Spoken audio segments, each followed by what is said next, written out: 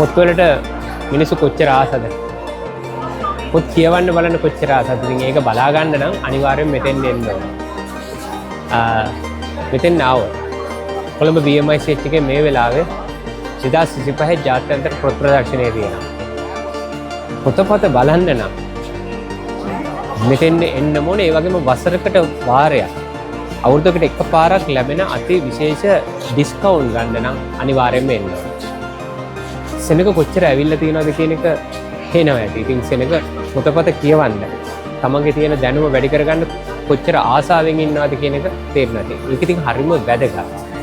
මොකද අපි ඉන්න ඕනම විශේෂ ශාස්ත්‍රයක අපි දැනුම වැඩි කරගන්න ඕනේ.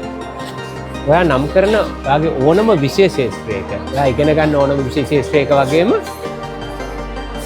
ඔයාගේ රැකියා කටයුතු කරන ඕනම විශේෂ ශාස්ත්‍රයක ඔයාට අවශ්‍ය කරන පොතපත සියල්ලන්ම මෙතන තියෙනවා. මොකද BMICH එකේ වැඩිම ස්ටෝල් ගණනාවක් තියෙන ප්‍රදර්ශනය තමයි ජාත්‍යන්තර පොත් ප්‍රදර්ශනය. ඔයා නම් කරන ෆීල්ඩ් එකේ ඔයා නම් කරන විශේෂ ශාස්ත්‍රයේ ඔයාට පොතපත ගන්න හැකියාව තියෙනවා. ඉතින් පොතක් කියන්නේ අනිවාර්යෙන්ම අපි ගෙදරට අරන් ගිහිල්ලා අපි ළඟ තියාගන්නම අවශ්‍ය දෙයක්.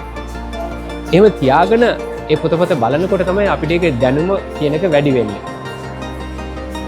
ජීවිතය ගෙනියනකොට දැනුම ප්‍රඥාව කියන එක අතිශයින්ම වැදගත්.